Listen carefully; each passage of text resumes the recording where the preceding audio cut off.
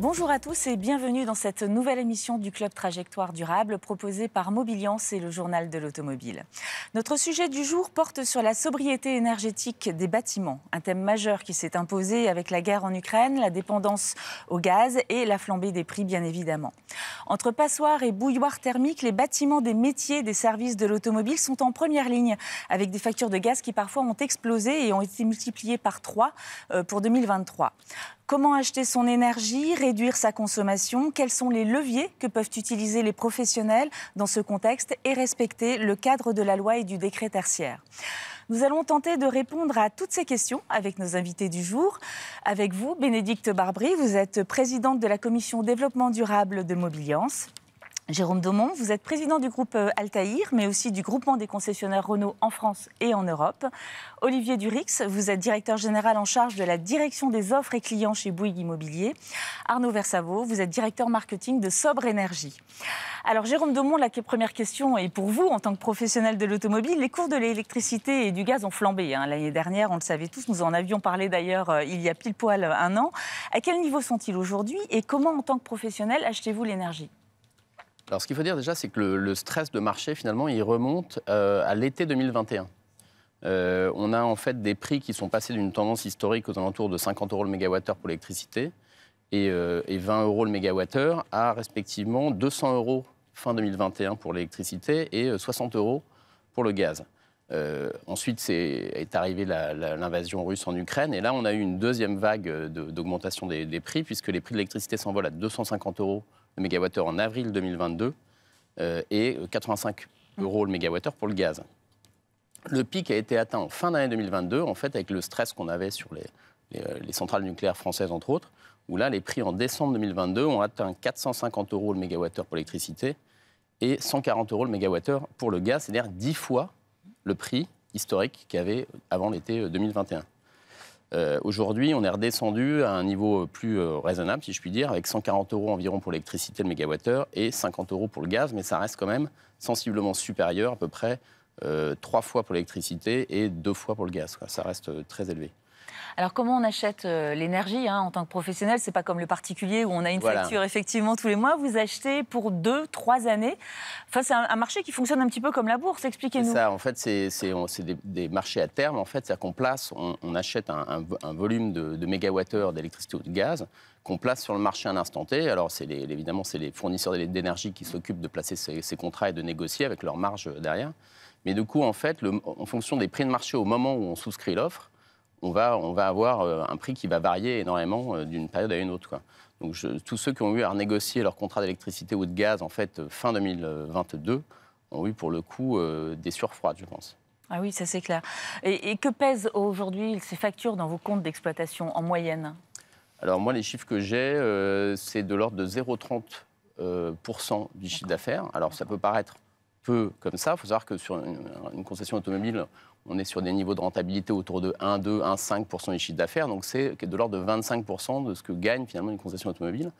Et je vois, moi, à l'échelle de mon groupe, c'est comme une facture d'1 300 000 € par an d'électricité et de gaz. Donc, c'est loin d'être négligeable. C'est un gros poste de dépense. D'accord. Alors, même si les cours semblent redescendre un petit peu, effectivement, et on ne sait pas ce que nous préserve l'avenir, bien évidemment, la problématique de la sobriété est loin d'être évacuée, bien évidemment, puisqu'en juillet 2019, le décret tertiaire associé à la loi Elan a été signé par le gouvernement. Bénédicte Barbry, est-ce que vous pouvez nous rappeler justement les obligations de la loi Elan et ce fameux décret tertiaire qui touche tous les services de l'automobile ? Oui, absolument. C'est une réglementation qui touche tous les services de l'automobile, puisqu'en fait, il concerne tous les bâtiments à usage tertiaire de plus de 1000 m². Donc, c'est vrai que parmi tous les métiers, énormément de métiers sont concernés. On pense évidemment à toutes les concessions, distributeurs automobiles, les garages, les parcs de stationnement, etc. Et donc, c'est une réglementation qui impose en réalité 3 nouvelles obligations pour toutes les entreprises concernées. La première, c'est celle de faire un reporting, en fait, des consommations énergétique une fois par an sur une plateforme. Et donc, c'est quelque chose, en effet, d'assez nouveau, finalement d'assez complexe, parce que même si ça paraît simple, en fait, d'avoir les relevés de consommation énergétique, c'est vraiment un dispositif qui est assez complexe et nouveau pour les entreprises. La deuxième obligation, c'est celle d'opérer une rénovation énergétique des bâtiments également, en fonction, en effet, alors souvent à partir d'un diagnostic, de pouvoir réaliser un certain nombre de rénovations, et notamment, évidemment, sur les bâtiments les plus vétustes et les plus anciens. Et puis la troisième obligation, finalement, c'est la finalité de tout ça. C'est une obligation d'avoir une réduction de consommation énergétique. Donc là, il y a un cadre qui a été fixé par ce décret tertiaire, et donc qui vise une échéance de 2050 avec une réduction de 60% à horizon 2050, donc c'est loin d'être négligeable, et avec des étapes intermédiaires. À 2030, on est à moins 40%, 2040, moins 50%. Donc là, c'est en valeur relative. Et par ailleurs, il y a des textes qui sont prévus en valeur absolue, parce qu'en valeur relative, on peut se dire que certaines entreprises qui sont déjà très performantes potentiellement pourront être pénalisées. Donc, il y a des textes qui sont prévus en valeur absolue.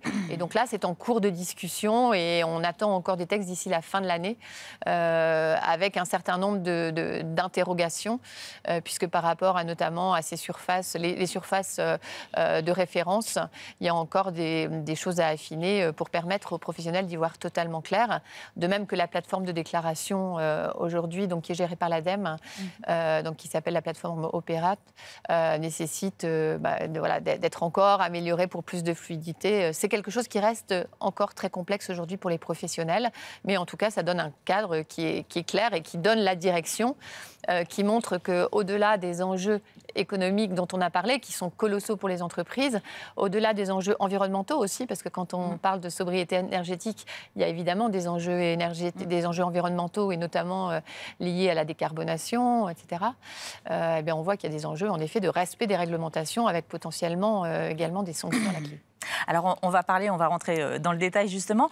Arnaud Versavo, Sobre Énergie est une entreprise qui, justement, accompagne les professionnels, les entreprises, dans cette transition énergétique et dans leur bilan carbone, qui est réclamé, évidemment, par le décret tertiaire. Quel bilan des audits tirez-vous, justement, des audits que vous avez déjà réalisés dans le secteur de l'automobile? Tout à fait. Donc, nous, on a pris un petit échantillon. Je vais vous faire un petit portrait du bâtiment de la concession automobile. Donc effectivement, ce qu'on a pu constater, si je prends une dizaine de concessions, c'est que globalement, c'est des bâtiments qui ont été construits dans les années 80, donc forcément avec des contraintes, ou en tout cas des normes qui n'étaient pas celles d'aujourd'hui, où vous avez des structures assez légères, des structures de bardage métallique, où vous avez en fait très peu d'isolation. Donc, à ce jour, si j'avais en fait une notation à donner moyenne à l'ensemble des concessions que nous avons pu auditer, c'est globalement autour de l'étiquette E. Je ne sais pas si ça parle un peu à l'ensemble de notre audience, mais c'est-à-dire, vous savez, c'est la troisième en partant par le bas. Mais donc, c'est environ 280 kWh par mètre carré par an en énergie primaire. Aujourd'hui, dans les bâtiments tertiaires en France, de manière globale, toute activité tertiaire, c'est plutôt 240. Donc on est un peu au-dessus en termes de performance, entre guillemets, plus dégradée par rapport à la moyenne des bâtiments tertiaires. Mais heureusement, il y a de l'espoir. Déjà, la première des étapes, c'est d'identifier effectivement les déperditions d'énergie et de voir où ça se passe, où finalement il y a justement des déperditions d'énergie. Et ce qu'on constate dans le top 5 des déperditions d'énergie, c'est ce fameux toit-terrasse bitumineux qui est dépourvu d'isolation thermique et qui fait que malheureusement, on perd énormément d'énergie au cours de la vie et la cycle d'occupation du bâtiment. Voilà, donc ça c'est le toit-terrasse. Après, il y a bien sûr tous les flux, puisque la concession elle se partage en deux grands espaces, le hall avec le showroom, et puis de l'autre côté les ateliers. Et les ateliers, forcément, ils ont des flux entrants, des flux sortants, et là il y a forcément une menuiserie, il y a des ouvrants qui ne sont pas forcément de très bonne qualité, et ce qui occasionne forcément une déperdition d'énergie, on a identifié à hauteur de 15%. Il y a aussi toute la dimension de ventilation, d'extraction d'air qui joue un rôle et qui n'est pas forcément optimale optimiser la ventilation finalement mécanique qu'on pourrait optimiser en la déclenchant en fonction de l'occupation, vous voyez. Et donc ça permet de manière très concrète potentiellement d'optimiser. Aujourd'hui, ce n'est pas forcément le cas et c'est des voies d'amélioration qu'on peut mettre en œuvre dans le cas d'un plan de travaux par la suite. Voilà. Donc ça, c'est quelques exemples que je vous donne. Maintenant, en miroir de ça, vous avez tous les postes de consommation, parce que là, je vous ai donné les exemples de déperdition d'énergie, mais après, il y a tous les postes de consommation. Évidemment, sans surprise, le premier poste de consommation, c'est le chauffage, le chauffage élec ou gaz. Et puis, en deuxième poste, vous avez les processus de l'atelier, lever un véhicule, projeter de la peinture sur un véhicule pour le repeindre, etc. C'est de la puissance installée conséquente. Et donc, forcément, c'est un deuxième poste très important. Ce qu'on voit émerger en périphérie, alors il y a des efforts qui ont été faits quand même sur tout ce qui est éclairage. Et là, c'est des actions qui ont été menées peut-être dans les années précédentes. On voit qu'il y a des améliorations qui ont été faites. On peut encore fine-tuner, comme on dit, c'est-à-dire mettre un petit peu de détecteur de mouvement ou mettre des minuteurs pour justement atténuer ou dimmer, comme on dit, l'éclairage. Et puis, on voit aussi émerger un premier poste, encore petit, mais qui est lié à la recharge de véhicules électriques. Et ça, c'est la voie d'électrification des véhicules. Donc, on voit des postes bien identifiés de déperdition, des postes de consommation qui ne sont pas étonnants, qui sont le chauffage, les processus, etc. Et puis après, il y a des voies d'amélioration qu'on peut mettre en place tout de suite. On est en saison de chauffe aujourd'hui, octobre, novembre, voilà. On peut mettre en place des plans de sobriété pour viser les moins 10%, par exemple, sur une saison de chauffe. Et ça, c'est un retour sur investissement sur une saison. Voilà. Et puis après, vous avez une démarche beaucoup plus structurée sur des travaux, un plan pluriannuel de travaux, où là, vous avez des retours sur investissement sur des éléments liés au bâti, à l'isolation thermique, à la mise en place d'ombrières, par exemple. On en parlera peut-être par la suite. Tout à l'heure, absolument. Jérôme, tous ces chiffres, ça vous parle évidemment, parce que vous êtes typiquement concerné par cette déperdition d'énergie dans les bâtiments. Vous êtes président du groupement des concessionnaires Renault. Renault, c'est un réseau qui est historique, j'allais dire, donc avec des bâtiments installés depuis plus longtemps, avec des bâtiments plus anciens, bien évidemment. Comment vous avez travaillé chez vous, dans votre propre entreprise, justement, pour déterminer les sources de déperdition, comment améliorer, économiser de l'énergie? Comment vous avez travaillé, justement, dans cette période un petit peu compliquée? Alors effectivement, j'entendais parler de bâtis des années 80, de toits terrasse, mais en fait, selon les réseaux, on a des historiques de bâtiments qui sont un peu différents, et les réseaux français en particulier qui sont les plus anciens, on n'est même pas sur du toit terrasse, on est parfois sur des structures charpentes métalliques, fibrociment, voilà. Donc vraiment, on a une grosse disparité, en fait, je pense, entre les différents réseaux, les différentes marques, en fonction de leur date d'implantation, avec des bâtis qui ont l'âge de leur installation.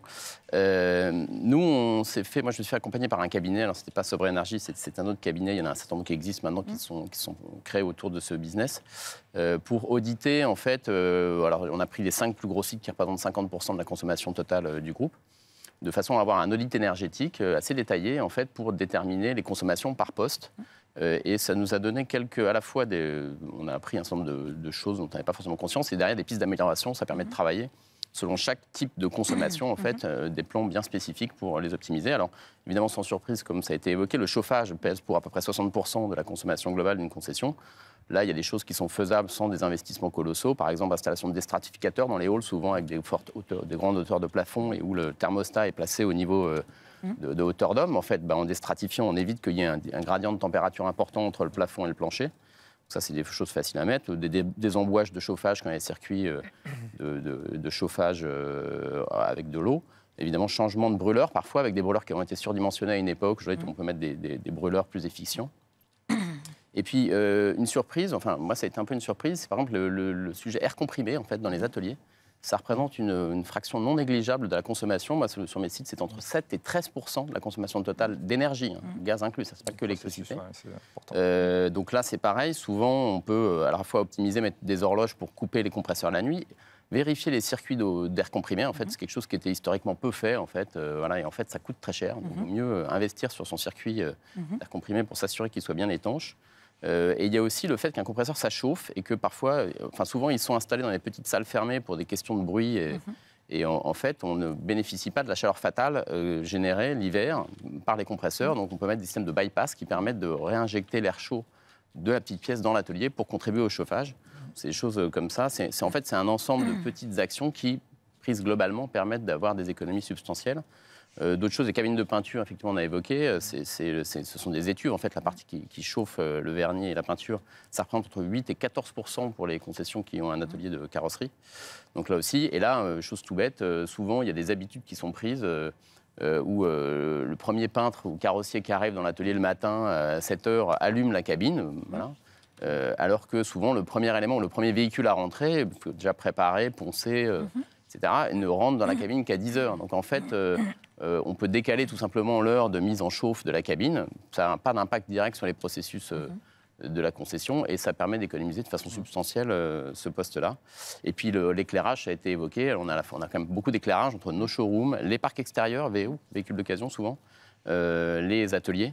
Qui sont, voilà, on a des bâtiments qui font plusieurs milliers de mètres carrés, souvent de surface. Et donc, le relamping, aujourd'hui, les prix de la LED ont considérablement baissé. Les retours sur investissement sont plus courts qu'ils n'ont été.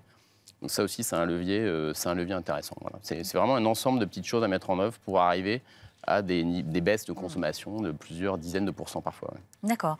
Alors, il y a deux fondamentaux, on le voit bien hein, dans tout ce qu'on vient de dire. En fait, dans la quête de cette sobriété, il y a d'une part les bâtiments et puis les usages, comme on évoquait, hein, sur allumer pas trop tôt, effectivement, les cabines de peinture, etc. Améliorer tous les comportements, j'allais dire, des salariés. Alors, on va d'abord parler des bâtiments avec vous, Olivier Durix. Hein, vous êtes, je rappelais, chez Bouygues Immobilier.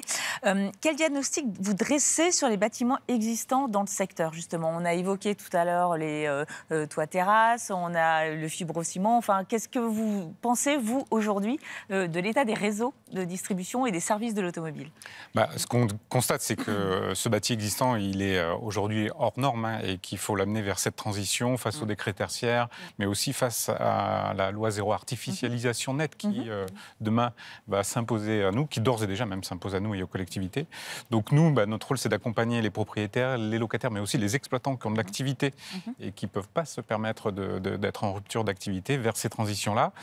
Sur l'existant, évidemment, c'est transformer ces passoires thermiques, ces îlots de chaleur vers des bâtiments bioclimatiques qui sont plus résilients, moins consommateurs d'énergie. Beaucoup de choses ont été dites et on travaille beaucoup, nous, en partenariat notamment avec Aveltis, sur l'exploitation du bâtiment après sa livraison. Donc, comment mieux gérer sa consommation et garantir un niveau de consommation.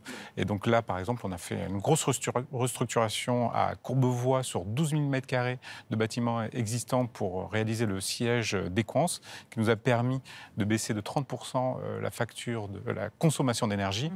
Et la facture énergétique de 4 à 5 euros le mètre carré. Donc, vous faites le calcul sur 12 000 mètres carrés par an. Ça représente tout de suite beaucoup d'argent. Et puis, surtout, on crée des bâtiments qui sont aux normes. Donc, on revalorise un bâti qui, s'il avait été démoli, d'ailleurs, le réemploi aujourd'hui est fondamental, n'aurait pas eu la même valeur. Donc, la valorisation patrimoniale, dans le bilan économique du propriétaire, elle compte tout autant que l'exploitation. C'est le rôle de ma direction et de mes collaborateurs pour accompagner nos clients. Alors, ce qui est plus facile à faire pour des immeubles de services, des immeubles de bureaux, effectivement, peut-être un peu moins quand on a une partie de garage avec un showroom, avec de l'atelier, avec effectivement beaucoup de surfaces vitrées qui sont également imposées par les constructeurs automobiles en termes de standards.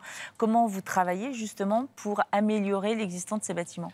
C'est ce que vous disiez, hein, c'est déjà de réduire des volumes parfois chauffés inutilement, de réduire les surfaces vitrées, d'améliorer l'isolation, mais c'est aussi sur des sites en exploitation de préserver la continuité d'activité quand il y a un projet de restructuration et parfois même d'apporter le montage financier qui permet de financer les travaux parce que il faut bien, tout ça a un coût qu'il faut porter et donc on a réalisé plusieurs opérations, d'ailleurs avec le groupe Renault, on a un site emblématique à Lille qu'on a réalisé il y a quelques années pour vous, dans lequel on a su recréer une concession toute neuve, tout en valorisant le bâti existant et donc en apportant de la valeur, en réalisant une opération de logement tout simplement.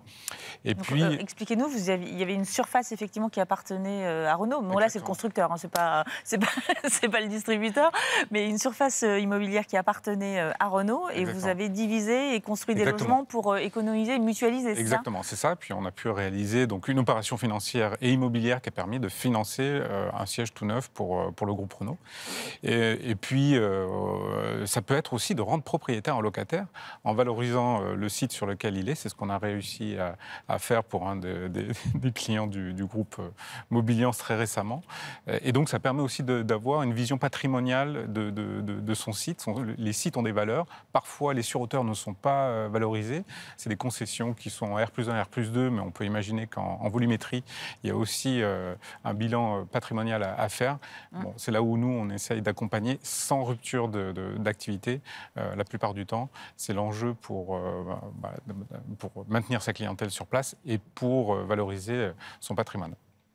Une petite question, quand on parle actuellement en fait, de la réduction des surfaces commerciales, des showrooms en fait, tout simplement chez les constructeurs, le fait de mettre plusieurs marques au sein d'un même bâtiment, est-ce que ça permet de mutualiser et dans le cadre du décret tertiaire, est-ce que ça permet de récupérer effectivement des valeurs intéressantes pour répondre aux objectifs ? Écoutez, en fait, le décret tertiaire, effectivement, juste pour rappeler effectivement les objectifs, 2030, ça arrive très vite, moins 40% quand même sur l'année de référence qui aura été choisie par l'ensemble des concessionnaires, par exemple. Donc c'est quand même un objectif ambitieux. Ceci dit, il y a effectivement des solutions, on l'a dit, liées au bâti, mais il y a aussi des actions possibles sur tout simplement le comportement des utilisateurs, le comportement des occupants. Ça passe par des actions de sobriété qui sont très peu coûteuses, des réglages sur les températures de consigne. Vous savez, l'année dernière, on a ces fameux 19 degrés qui ont fait polémique, mais manifestement, c'était quelque chose qui est accessible et qui finalement a été relativement bien accepté, avec forcément le contexte de crise. Est-ce que ce sera aussi bien accepté par la suite ? On ne le sait pas, mais en fait, ça passe par des messages aussi de la direction du concessionnaire à destination de ses salariés. Donc là, pour ces objectifs de 2030 et moins 40%, il y a l'aspect plan de sobriété énergétique d'urgence, on va dire, et puis après, il y a les actions de moyen terme qui permettent d'agir sur le bâti et d'agir sur les équipements, on va dire, de chauffage pour arriver à ces performances énergétiques, en tout cas en ligne avec les objectifs. Dans le cadre de ce décret, en fait, on doit choisir effectivement cette année de référence, comme vous évoquiez tout à l'heure. Voilà, il ne s'agit pas de torturer ou de contraindre la loi. Mais en fait, qu'est-ce qu'il faut prendre comme année de référence, étant donné qu'on a eu des années Covid peut-être un peu compliquées? Est-ce qu'on peut donner quelques astuces peut-être? Non, mais forcément, c'est toujours l'année où vous allez consommer le plus et puis de telle sorte que vous allez atteindre plus facilement vos objectifs. Donc ça, c'est juste du bon sens. Ça, c'est vraiment des choses qu'il faut avoir en tête. Bien sûr, dans le cadre d'un accompagnement décret tertiaire, bien sûr, vous êtes guidé sur ces aspects-là. Et puis après, le tout, c'est de le suivre dans la durée avec votre plan pluriannuel d'investissement. Vous l'avez peut-être fait avec vos différentes concessions. Donc ça, c'est ce genre de choses qu'il faut suivre avec le retour sur investissement et s'assurer qu'on est sur la bonne trajectoire pour être en conformité, pour être aussi dans une valorisation du patrimoine, parce que c'est aussi important. Et puis le dernier aspect, c'est aussi pour la dimension environnementale et surtout réduire les gaz à effet de serre. C'est quand même ça le plus important pour les générations futures et pour nos enfants. Cette obligation s'impose depuis l'année dernière. Comment ça se passe en fait, cette remontée d'informations de toutes les consommations? C'est un peu compliqué, non? Oui. On peut faire le choix de directement faire soi-même les déclarations sur la plateforme Opérate, créer. Alors vous connaissez ces plateformes, à dire, d'administration, c'est pas toujours d'un point de vue ergonomique les plus simples. Les plus simples. Mais ou alors, nous, on a fait le choix de se faire accompagner par un prestataire qui propose une plateforme justement qui permet d'intégrer de façon automatique via des API directement les déclarations.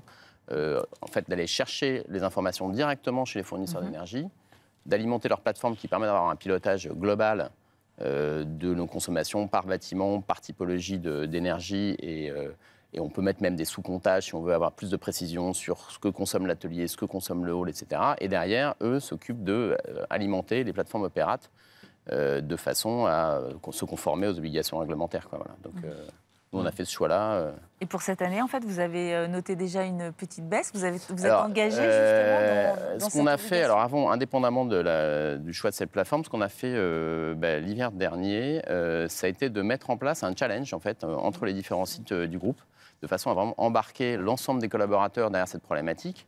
On était sur, de toute façon, des problématiques de coûts énergétiques qui allaient croissant. On venait de renégocier nos contrats d'énergie avec une hausse importante. Et donc, pour essayer de tamponner un peu cette hausse de dépenses, on a mobilisé l'ensemble des collaborateurs autour d'un challenge sur la sobriété énergétique, où les sites étaient animés, et où on faisait un classement sur lequel on communiquait au minima tous les mois. Sur la période d'octobre à mars, en fait, c'est la période vraiment d'hiver, la période de chauffage, et de façon à stimuler et vraiment d'embarquer tout le monde. C'est-à-dire que quand vous...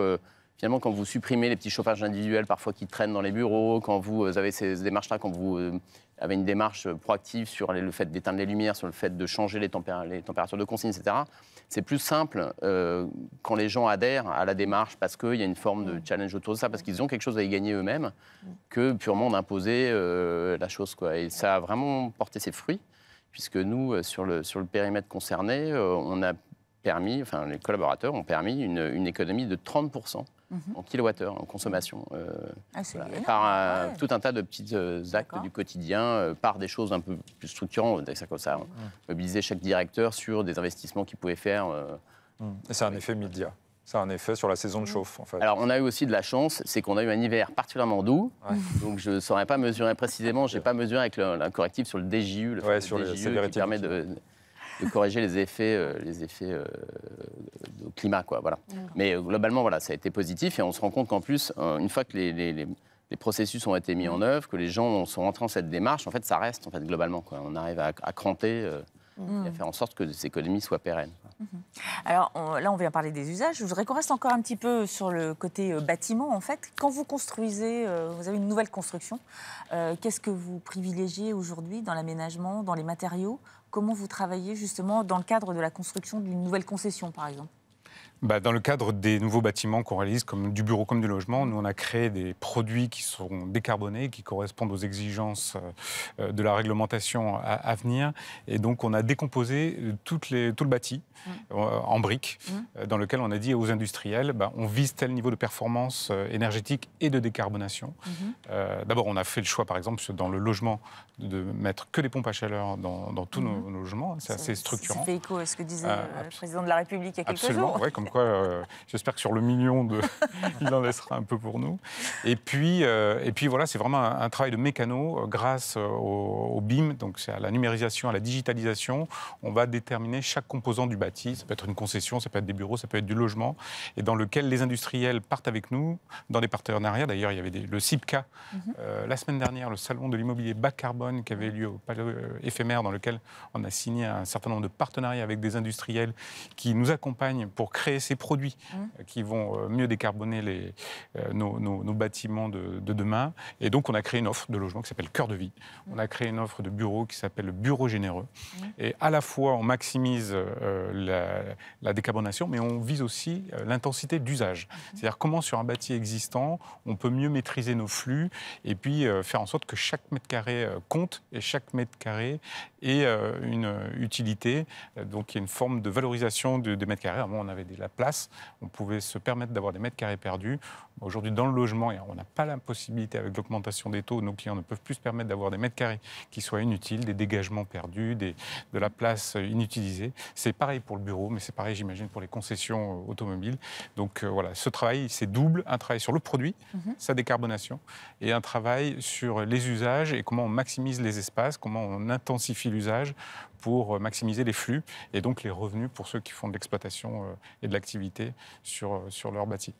Très bien, donc on a parlé du décret tertiaire, je voudrais qu'on parle d'autres obligations en fait, parce qu'en finalement il en arrive en permanence, notamment celle de créer des ombrières en fait sur les parkings de plus de 1500 mètres carrés. Est-ce que Bénédicte, vous pouvez nous expliquer justement cette nouvelle obligation ? Oui, alors c'est vrai que les ombrières, ça fait partie des solutions qui permettent de contribuer à cette sobriété en générant de l'énergie renouvelable. Donc en effet, il y a un certain nombre de cadres réglementaires récents qui sont apparus et qui apportent de nouvelles obligations. Donc la première obligation, elle est issue de la loi climat et résilience de 2021, avec une obligation qui concerne tout ce qui est bâtiment neuf. Donc en fait, en fonction de l'usage du bâtiment, suivant qu'il s'agit d'un bâtiment commercial, donc là c'est plus de 500 mètres carrés, dès lors que le bâtiment fait plus de 500 mètres carrés, il y a cette obligation d'installer des ombrières en toiture. S'il s'agit d'un bâtiment tertiaire, on est sur une surface de 1000 mètres carrés minimum. Et puis cette obligation concerne également les aires de stationnement de plus de 500 mètres carrés. Donc ça, c'est pour tout ce qui est nouveau bâtiment ou extension de bâtiment. Donc il y a cette obligation qui s'impose. Elle est assortie également des obligations en termes de végétalisation des espaces, des toitures, etc. Et l'obligation, elle est sur la base de 30% de la surface du bâtiment. Donc c'est relativement important. Donc ça, c'est un premier cadre réglementaire. Et par ailleurs, il y a une réglementation plus récente.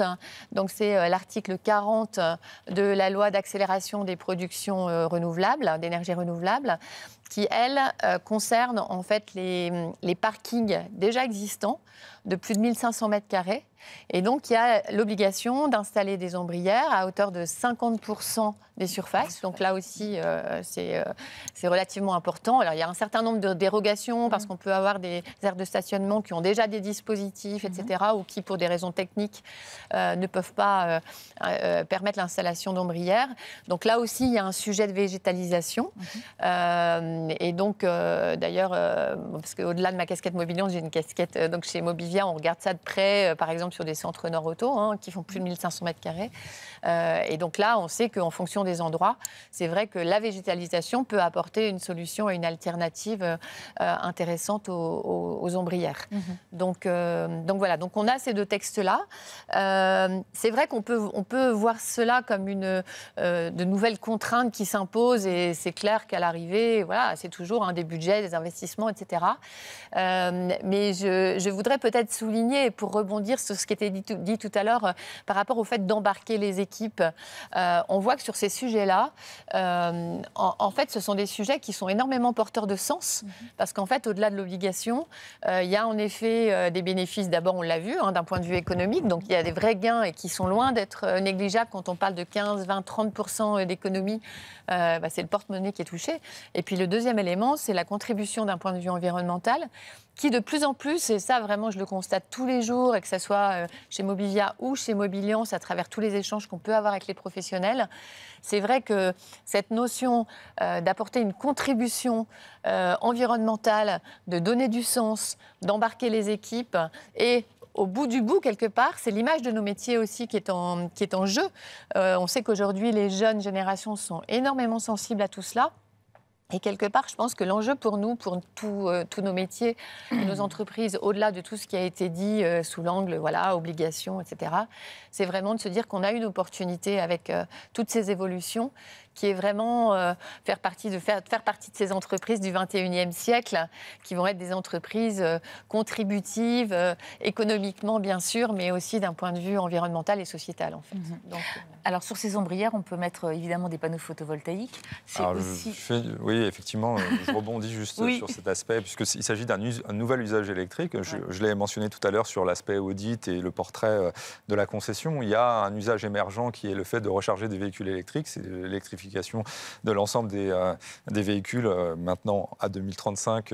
Voilà, on verra, quoi. Mais normalement, c'est ça qui est prévu. Et donc, de fait, il se pose la question il faut savoir que dans le décret tertiaire, effectivement, la dimension de recharge de véhicules électriques n'est pas prise en compte dans l'objectif, c'est-à-dire que c'est déduit, c'est-à-dire que il y a une sorte de prime en fait à l'électrification. On ne va pas compter la consommation liée à la recharge de véhicules électriques comme une consommation qui est prise dans la consommation globale, ce qui peut vous faire dériver. Hein. Donc là, c'est une petite astuce qui a été choisie, mais bon, on peut la comprendre. Simplement, après, ça va impacter quand même la facture des concessionnaires. Donc, comment arriver à éventuellement atténuer cet impact? C'est vrai que la combinaison d'ombrières avec des bornes, il n'y a pas de magie non plus. Hein. Il s'agit simplement de contribuer partiellement à l'usage d'alimentation des bornes de véhicules électriques. Et il y a déjà des solutions qui existent. Nous, dans le cadre des audits, on identifie ça, des solutions pour, bien sûr, préconiser à nos clients qu'il y a des voies et des moyens pour atteindre ces objectifs. Et c'est quelque chose qu'on intègre directement dans notre trajectoire de préconisation à la suite des audits et bien sûr dans notre plateforme Datamark. Juste une petite remarque, la consommation liée aux bornes est exclue des déclarations annuelles, mais pas de la première année, je crois, de l'année de référence, justement, ce qui peut aider aussi quand même un petit peu, hein, parce que les objectifs sont quand même très stricts et difficiles parfois à atteindre. Des ombrières, vous en avez chez vous Alors aujourd'hui, non. Alors déjà, il ne vous aura pas échappé que selon l'endroit où vous vous trouvez en France, le retour sur investissement de l'ombrière n'est pas tout à fait le même. C'est-à-dire qu'à Lille ou à Paris, c'est un peu plus long le retour sur investissement qu'à Nîmes ou à Marseille, quoi, hein. La météo, on voit les courbes d'exposition, c'est très documenté, on sait précisément mesurer ça. Et l'équilibre économique est plus compliqué, alors qu'en plus, vous ajoutez qu'en région parisienne, le foncier est non seulement une denrée rare, mais aussi des problématiques parfois de voisinage un peu plus prégnants que ce qu'on peut trouver en province.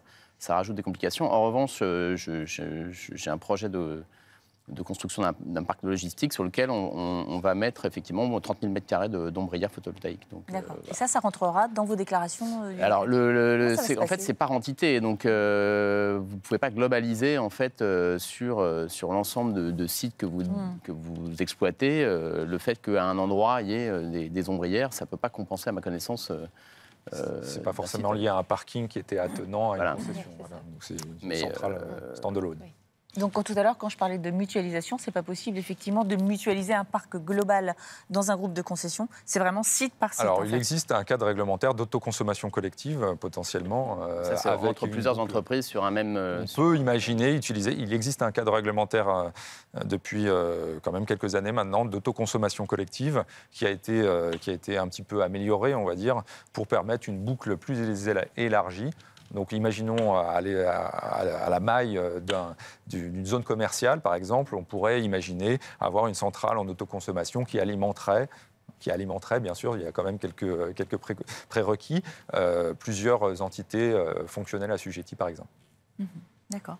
Et une autre obligation également, Arnaud Versavo, c'est le décret BACS. Est-ce que vous pouvez nous expliquer ce que c'est exactement? C'est une petite nouveauté. Le contexte 2023, l'année 2023 a été riche en nouvelles réglementations, hein, avec il y avait déjà le décret BACS qui impactait les bâtiments qui ont une puissance nominale de 290 kW.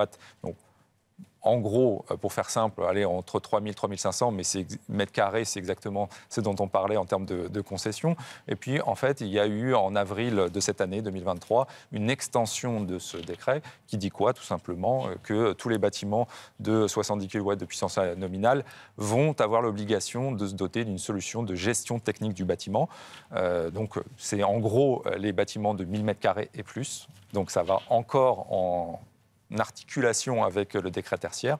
Qu'est-ce que c'est une gestion technique du bâtiment? C'est la capacité, en fait, via un système automatisé, de piloter en fait, vos usages électriques autour du chauffage, de la ventilation et de la climatisation, et d'arriver en fait, à un fine-tuning, arriver à consommer en fonction de l'occupation et des besoins des occupants, et non pas consommer en continu. Voilà, on avait pris l'exemple des petites techniques là, pour les cabines de peinture, où ça repose sur le bon sens, mais sur une action proactive des utilisateurs. Là, la technologie aide encore plus avec ces systèmes de GTB.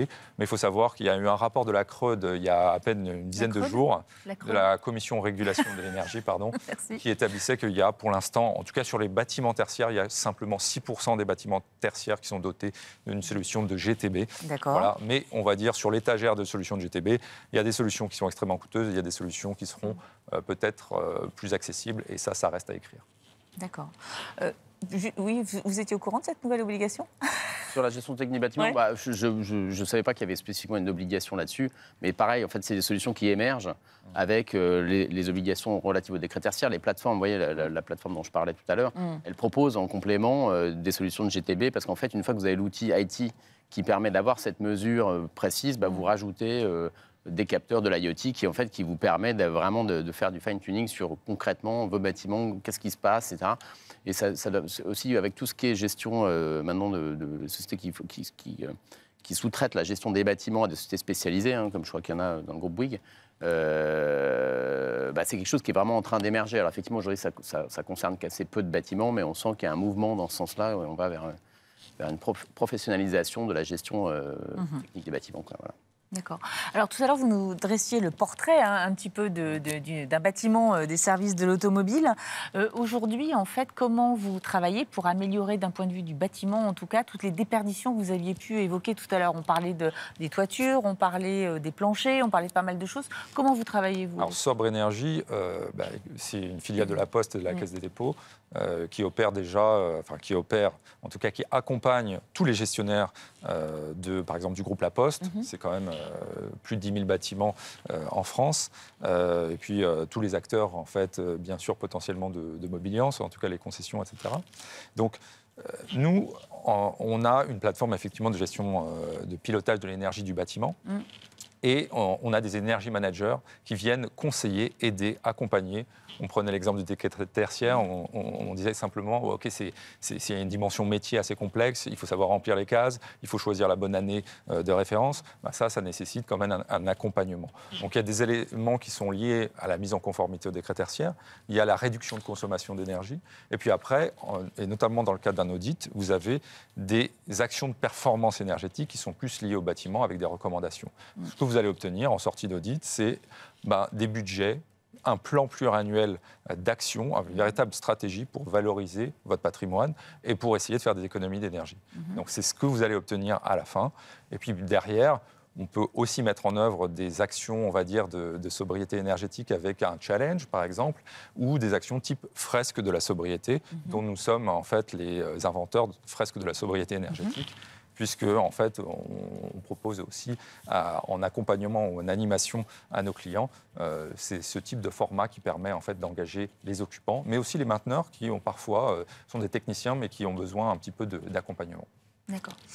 C'est possible d'atteindre moins 40% de consommation d'ici 2030 2030, c'est quand même demain, quoi, en fait. C'est dans 6 ans, quoi. Donc, tout est possible, la variable budgétaire étant importante. Ouais. Après, il y a une dimension aussi nouvelle qui est l'augmentation des taux d'intérêt. On parle de financer quand même des projets d'investissement. Donc, effectivement, le taux de retour sur investissement, le taux global, en fait, de retour sur investissement qui inclut le prix de l'argent, forcément, ça va être un problème, puisqu'on voit que rien que pour l'immobilier, ça sera pareil pour la rénovation énergétique du bâti. Donc c'est à prendre en compte. Aujourd'hui, on peut espérer peut-être que dans un cycle de 2-3 ans, ça se calme un peu, mais effectivement, aujourd'hui, on est dans une situation un peu plus tendue sur le financement des projets. Chez Olivier Dury, chez lui, vous avez le même ressenti en fait sur le financement des projets ? Oui, sur le financement des projets, évidemment, l'augmentation des taux, elle impacte très rapidement et très fortement, mais ça aussi quand même, je trouve que nos métiers, nos industries sont quand même mis en mouvement de façon assez profonde face à ces grandes transitions. Et ça impacte directement même les business models de l'immobilier résidentiel et tertiaire. On voit émerger de nouvelles solutions entre la location, un bail 9 ans, 12 ans, ferme, dans lequel on peut imaginer que ces périodes sont aussi longues qu'il peut se passer déjà 3-4 crises. On les a vécues récemment ces 3 dernières années. Mais des espaces de coworking, par exemple, nous on gère avec le groupe Accor des espaces de coworking avec une marque qui s'appelle Wojo. Et beaucoup de grands corporates aujourd'hui font le choix avec le télétravail, de reconsidérer leur immobilier, en particulier le back-office, pour réduire les espaces, peut-être sur des durées qui sont moins longues que 9 ans, 12 ans, mais de pouvoir gérer des pics, des flux, des équipes qu'on détache. Donc on propose des solutions immobilières qui sont hybrides entre la pleine propriété, qui est lourde, qui fige, la location, qui amène à des durées qui sont parfois un peu longues pour les entreprises. Donc il y a ces business models qui émergent dans lesquels nous, on apporte des solutions un peu différentes. Également dans le résidentiel, il y a le co-living, il y a les résidences seniors. On transforme du bâti d'ailleurs de la poste immobilier dont les usages ont beaucoup évolué, qui est souvent un bâti remarquable, pour lui donner une nouvelle vie en venant exploiter des résidences seniors. Enfin voilà, il y a tout un tas de nouvelles solutions émergentes qui viennent gommer un peu l'impact hausse des taux, voilà, qui nécessite des diagnostics complets du bâti et des propriétés. Ces 40% de réduction, vous allez y arriver ? Il va bien falloir. De toute façon, on voit, il y a quand même on sait que les coûts énergétiques, a priori, se sont restabilisés à un niveau haut. Je ne suis pas persuadé qu'ils baissent en tendance longue. Donc il y a un aspect de toute façon économique qui va nécessiter d'aller vers plus de sobriété. Je pense qu'il y a quand même... Je pense qu'en fait, si on se regarde dans le miroir, c'est des sujets qu'on n'a pas beaucoup travaillé ces dernières dizaines d'années, en fait. On n'en avait pas besoin. En plus, en France en particulier, où on a quand même bénéficié d'une électricité peu chère depuis des décennies. Et donc, on n'avait pas cette intensité et ce focus sur ces sujets-là. Donc, je pense qu'effectivement, en fonction de là où vous partez, de la nature de votre bâti, ça va être plus ou moins simple. Mais voilà, on sent, si on regarde ne serait-ce que ce qui s'est passé depuis l'été 2021, c'est pas c'est il y a 2 ans, il y a eu un bond énorme en fait sur ces sujets-là, à la fois des acteurs économiques qui se sont créés autour de ces sujets, à la fois les entreprises qui se sont saisies par nécessité du sujet. Donc je ne sais pas très bien, je pense que l'important c'est la trajectoire en fait. Après on verra où ça atterrira, mais est-ce que ça sera à 35, Bon, est-ce que c'est vraiment le pourcentage qui compte ? Je ne suis pas persuadé. Je pense que c'est le fait de s'inscrire dans la démarche qui est déjà une bonne important, chose. Ouais. Et il y a quand même une amende si on ne respecte pas ces pourcentages de réduction. Pour le moment, les sanctions ne sont pas définies. Oui, mais je ne suis pas sûr qu'en fait, je pense que le gain, il y a plus à gagner en sobriété, en baisse de la dépense énergétique que le risque. En payant une amende qui finalement, elle n'est pas très élevée quand même. 7 500 €. 7 500 €, hein, voilà. Donc c'est effectivement, on a plus d'intérêt à économiser sa facture que... Dans un budget d'1,5 million, vous savez, vous avez intérêt à plutôt taper dans le budget qu'économiser les amendes. Ouais. Alors, il y a un autre sujet également, j'aimerais qu'on parle encore dans les quelques minutes qui nous restent, c'est l'histoire des bornes de recharge, en fait, notamment chez Renault. Ça tombe bien, Jérôme Demont, puisque vous êtes concessionnaire Renault. Renault a décidé de créer des stations de recharge, de bornes, en fait, Mobilize Station, en fait, où des batteries électriques usagées sont positionnées dans un container qui alimente effectivement les bornes de recharge pour les clients, quand ils viennent se recharger tout simplement avec leur véhicule électrique, mais qui peut récupérer également de l'énergie à être utilisée en interne. Est-ce que vous avez travaillé sur ce sujet-là et comment vous pensez le sujet batterie recyclée, usagée comme source d'économie et comme source d'énergie ?